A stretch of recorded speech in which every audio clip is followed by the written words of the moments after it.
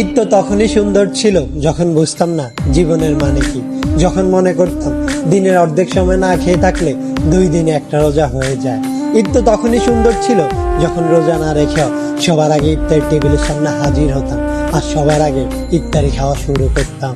ঈদ তো তখনই সুন্দর ছিল যখন ঈদের নতুন জামা কাপড় কিনে দেওয়ার জন্য আব্বু আম্মুর কাছে কান্নাকাটি করতাম আর মনে করতাম কেউ ঈদের নতুন জামা কাপড় দেখে ফেললেই হয়তো ঈদ শেষ হয়ে যাবে।